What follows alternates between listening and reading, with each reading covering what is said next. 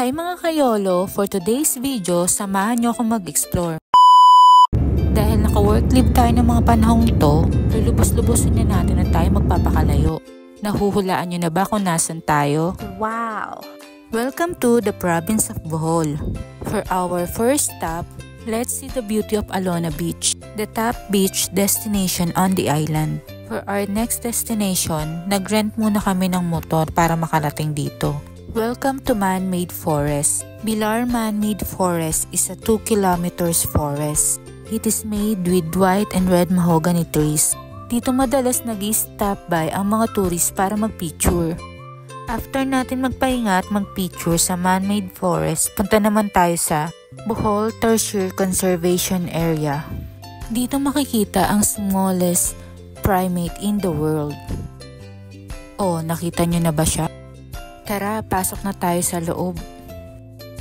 Sa ating pagpasok, may sumalubong nga sa atin, si Papa Tertiary. Sabi nila maliit lang, ba't ang laki niya?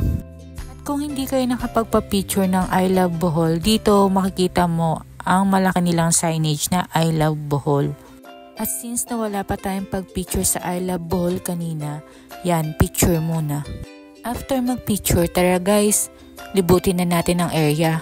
When visiting the tertiaries, remember that they are nocturnal at tulog tuwing umaga. Kikita nyo silang nagpapahinga sa mga branches ng puno sa area.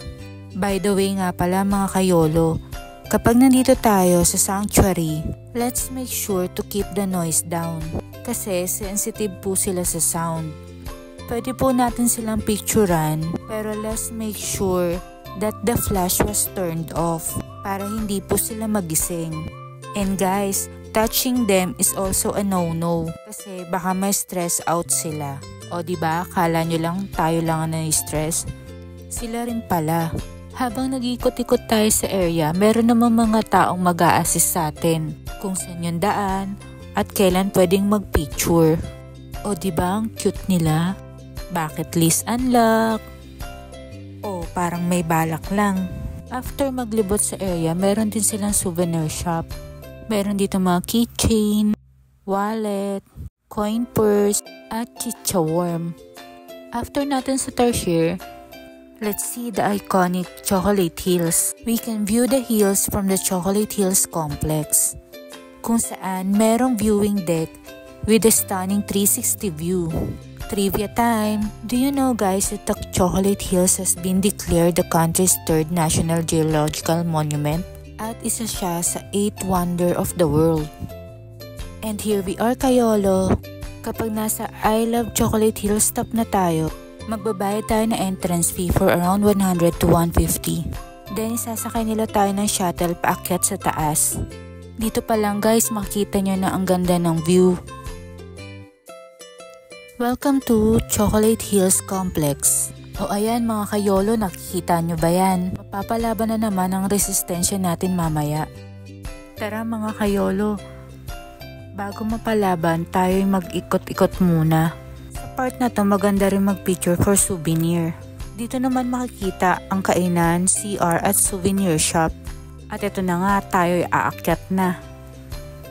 Ang hagdan na ito ay nasa 100 steps. Kaya kung di ka sanay, for sure hihingalin ka talaga. At ito na nga, nakaakyat na tayo sa taas ng 360 view deck. Grabe, ang ganda talaga ng Chocolate Hills. Dati nakikita lang kita sa postcard. At ngayon nakapag-picture na talaga. Ano pang inaantay nyo mga kayolo? Sabi nga nila, you only live once. Kaya wag nyo nang sayangin pa. At mag-travel na. Kindly subscribe, like, and hit the notification bell. My YouTube channel. See ya!